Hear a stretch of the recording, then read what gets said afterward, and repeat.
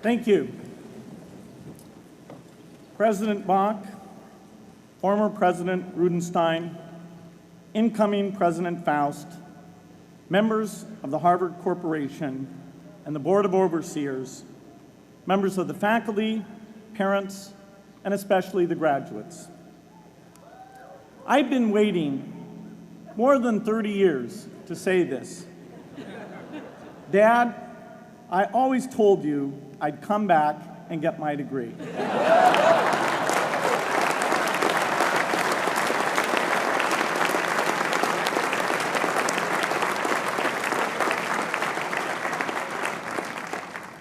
I want to thank Harvard for this honor. I'll be changing my job next year, and it will be nice to finally have a college degree on my resume. I applaud the graduates for taking a much more direct route to your degrees.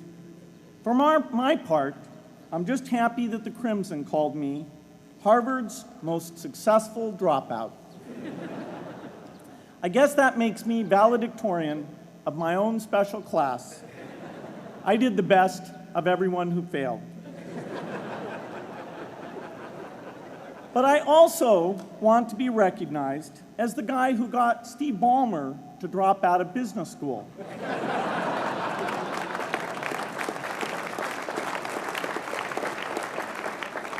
I'm a bad influence. That's why I was invited to speak at your graduation. If I'd spoken at your orientation, fewer of you might be here today.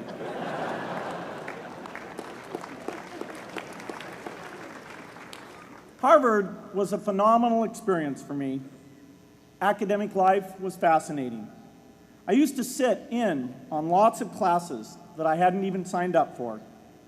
And dorm life was terrific. I lived up at Radcliffe in Currier House. There were always a lot of people in my dorm room late at night discussing things because everyone knew that I didn't worry about getting up in the morning. That's how I came to be the leader of the antisocial group. We clung to each other as a way of validating our rejection of all those social people. Radcliffe was a great place to live. There were more women up there, and most of the guys were math science types. The combination offered me the best odds, if you know what I mean. That's where I learned the sad lesson that improving your odds doesn't guarantee success. One of my biggest memories of Harvard came in January 1975, when I made a call from Currier House to a company in Albuquerque, New Mexico, that had begun making the world's first personal computer. I offered to sell them software. I worried they would realize I was just a student in a dorm and hang up on me.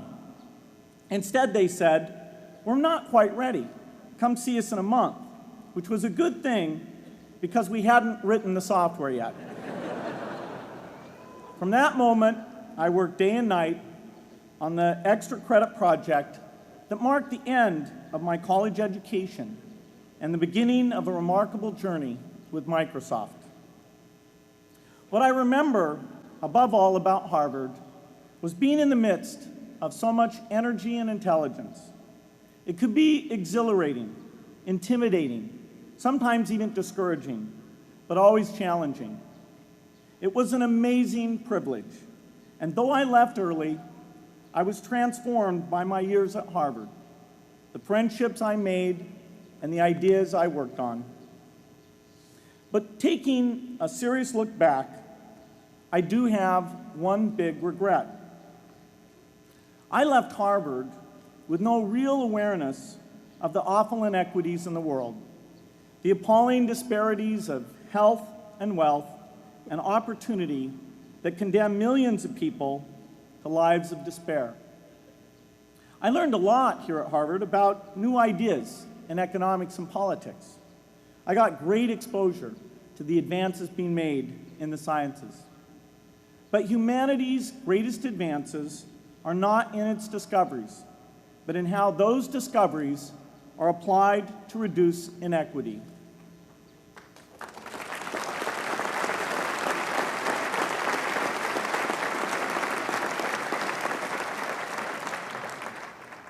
Whether through democracy, strong public education, quality health care, or broad economic opportunity, reducing inequity is the highest human achievement. I left campus knowing little about the millions of young people cheated out of educational opportunities here in this country. And I knew nothing about the millions of people living in unspeakable poverty and disease in developing countries. It took me decades to find out. You graduates came to Harvard at a different time. You know more about the world's inequities than the classes that came before.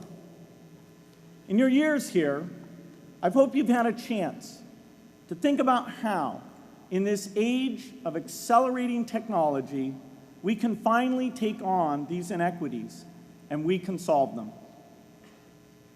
Imagine, just for the sake of discussion, that you had a few hours a week and a few dollars a month to donate to a cause. And you wanted to spend that time and money where it would have the greatest impact in saving and improving lives. Where would you spend it? For Melinda and I, the challenge is the same. How can we do the most good for the greatest number with the resources we have? During our discussions on this question, Melinda and I read an article about the millions of children who are dying every year in poor countries from diseases that we had long ago made harmless in this country: measles, malaria, pneumonia, hepatitis B, yellow fever. One disease that I had never heard of, rotavirus, was killing 500,000 children each year, none of them in the United States. We were shocked. We had assumed that if millions of children were dying and they could be saved, the world would make it a priority to discover and deliver the medicines to save them. But it did not. For under $1, there were interventions that could save lives that just weren't being delivered. If you believe that every life has equal value, it's revolting to learn that some lives are seen as worth saving and others are not. We said to ourselves, this can't be true, but if it is true, it deserves to be the priority of our giving. So we began our work in the same way anyone here would begin it. We asked, how could the world let these children die? The answer is simple and harsh. The market did not reward saving the lives of these children, and governments did not subsidize it. So the children died because their mothers and fathers had no power in the market and no voice in the system. But you and I have both. We can make market forces work better for the poor if we can develop a more creative capitalism. If we can stretch the reach of market forces so that more people can make a profit, or at least earn a living, serving people who are suffering from the great inequities. We can also press governments around the world to spend taxpayer money in ways that better reflect the values of the people who pay the taxes. If we can find approaches that meet the needs of the poor in ways that generate profits for business and votes for politicians, we will have found a sustainable way to reduce inequity in the world. Now, this task is open-ended. It can never be finished. But a conscious effort to answer this challenge can change the world. I'm optimistic that we can do this. But I talk to skeptics who claim there is no hope. They say, inequity has been with us since the beginning and will be with us until the end, because people just don't care. I completely disagree. I believe we have more caring than we know what to do with. All of us here in this yard, at one time or another, have seen human tragedies that broke our heart, and yet we did nothing, not because we didn't care, but because we didn't know what to do. If we had known how to help, we would have acted. The barrier to change is not too little caring. It is too much complexity. To turn caring into action, we need to see a problem, see a solution, and see the impact. But complexity blocks all three steps. Even with the advent of the internet and 24-hour news, it is still a complex enterprise to get people to truly see the problems. When an airplane crashes, officials immediately call a press conference. They promise to investigate, determine the cause, and prevent similar crashes in the future. But if the officials were brutally honest, they would say, of all the people in the world who died today from preventable causes, 0.5% were on this plane. We're determined to do everything possible to solve the problem that took the lives of the 0.5%. The problem is not just the plane crash, but the millions of preventable deaths. We don't read much about these deaths. The media covers what's new, and millions of people dying is nothing new. So it stays in the background where it's easy to ignore. But even when we do see it or read about it, it's difficult to keep our eyes on the problem. It's difficult to look at suffering if the situation is so complex that we don't know how to help. And so we look away. If we can really see a problem, which is the first step, we come to the second step, cutting through the complexity to find a solution. Finding solutions is essential if we want to make the most of our caring. If we have clear and proven answers anytime an organization or individual asks, "How can I help?" then we can get action, and we can make sure that none of the caring in the world is wasted. But complexity makes it hard to mark a path of action for everyone who cares, and makes it hard for their caring to matter. Cutting through complexity to find solutions runs through 4 predictable stages: determine a goal, find the highest impact approach, deliver the technology ideal for that approach, and in the meantime, use the best application of technology you already have, whether it's something sophisticated like a new drug or something simple like a bed net. The AIDS epidemic offers an example. The broad goal, of course, is to end the disease. The highest leverage approach is prevention. The ideal technology would be a vaccine that gives lifelong immunity with a single dose. So governments, drug companies, and foundations are funding vaccine research. But their work is likely to take more than a decade. So in the meantime, we have to work with what we have in hand, and the best prevention approach we have now is getting people to avoid risky behavior. Pursuing that goal starts the 4-step cycle again. This is the pattern. The crucial thing is to never stop thinking and working, and never do what we did with malaria and tuberculosis in the 20th century, which is to surrender to complexity and quit. The final step, after seeing the problem and finding an approach, is to measure the impact of the work and to share that, success or failure, so that others can learn from the efforts. You have to have the statistics, of course. You have to be able to show, for example, that a program is vaccinating millions more children. You have to be able to show, for example, a decline in the number of children dying from the diseases. This is essential not just to improve the program, but also to help draw more investment from business and government. But if you want to inspire people to participate, you have to show more than numbers. You have to convey the human impact of the work so people can feel what saving a life means to the families affected. I remember going to the World Economic Forum some years back and sitting on a global health panel that was discussing ways to save millions of lives. Millions. Think of the thrill if you could save just one person's life, then multiply that by millions. Yet, this was the most boring panel I've ever been on. Ever. So boring, even I couldn't stand it. What made that experience especially striking was that I had just come from an event where we were introducing version 13 of some piece of software, and we had people jumping and shouting with excitement.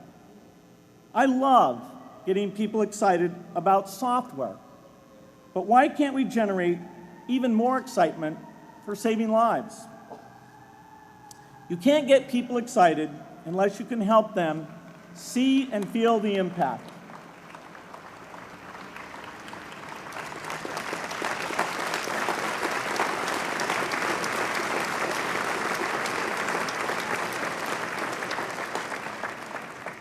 The way to do that is another complex question.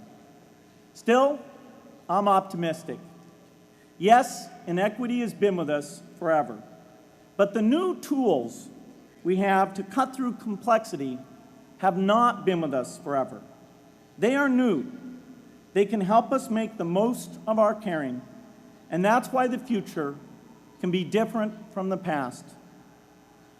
The defining and ongoing innovations of this age, biotechnology, the personal computer, and the internet, give us a chance we've never had before to end extreme poverty and end death from preventable disease.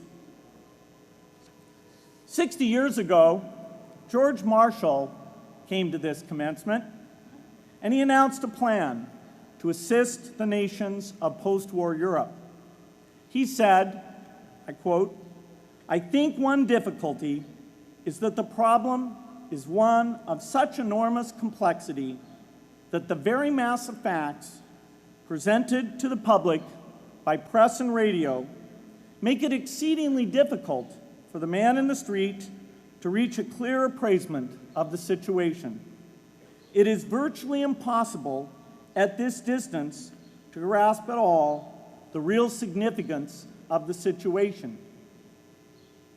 30 years after Marshall made his address, which was 30 years ago, as my class graduated without me, technology was emerging that would make the world smaller, more open, more visible, less distant. The emergence of low-cost personal computers gave rise to a powerful network that has transformed opportunities for learning and communicating. The magical thing about this network is not just that it collapses distance and makes everyone your neighbor. It also dramatically increases the number of brilliant minds we can bring in to work together on the same problem. And it scales up the rate of potential innovation to a staggering degree. At the same time, for every person who has access to this technology, 5 people don't. That means many creative minds are left out of this discussion. Smart people with practical intelligence and relevant experience who don't have the technology to hone their talents or contribute their ideas to the world. We need as many people as possible to gain access to this technology because these advances are triggering a revolution in what human beings can do for one another. They are making it possible, not just for national governments, but for universities, corporations, small organizations, and even individuals to see problems, see approaches, and measure the impact of their efforts to address the hunger, poverty, and desperation George Marshall spoke of 60 years ago. Members of the Harvard family, here in the yard is one of the great collections of intellectual talent in the world. For what purpose? There is no question that the faculty, the alumni, the students, and the benefactors of Harvard have used their power to improve the lives of people here and around the world. But can we do more? Can Harvard dedicate its intellect to improving the lives of people who will never even hear its name?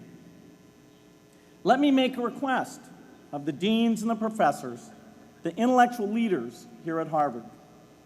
As you hire new faculty, award tenure, review curriculum, and determine degree requirements, please ask yourself, should our best minds be more dedicated to solving our biggest problems?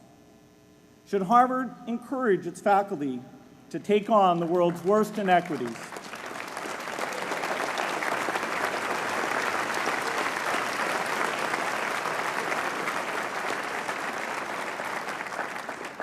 Should Harvard students know about the depth of global poverty, the prevalence of world hunger, the scarcity of clean water, the girls kept out of school, the children who die from diseases we can cure? Should the world's most privileged learn about the lives of the world's least privileged? These are not rhetorical questions.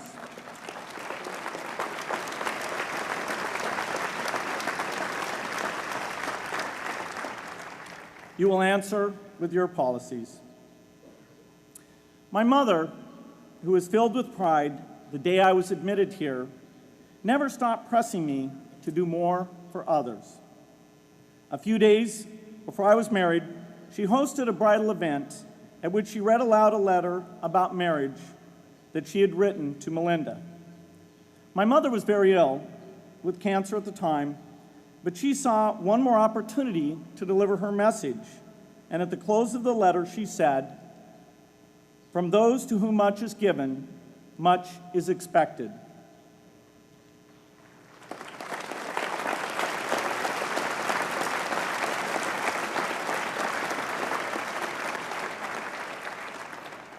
When you consider what those of us here in this yard have been given in talent, privilege, and opportunity, there is almost no limit to what the world has a right to expect from us. In line with the promise of this age, I want to exhort each of the graduates here to take on an issue, a complex problem, a deep inequity, and become a specialist on it. If you make it the focus of your career, that would be phenomenal. But you don't have to do that to make an impact. For a few hours every week, you can use the growing power of the internet to get informed, find others with the same interests, see the barriers, and find ways to cut through them. Don't let complexity stop you. Be activists. Take on big inequities. I feel sure it will be one of the great experiences of your lives. You graduates are coming of age in an amazing time. As you leave Harvard, you have technology that members of my class never had. You have awareness of global inequity, which we did not have. And with that awareness, you likely also have an informed conscience that will torment you if you abandon these people whose lives you could change with modest effort. You have more than we had. You must start sooner and carry on longer. And I hope you will come back here to Harvard 30 years from now and reflect on what you have done with your talent and your energy. I hope you will judge yourselves not on your professional accomplishments alone, but also on how well you have addressed the world's deepest inequities. on how well you treated people a world away who have nothing in common with you but their humanity. Good luck.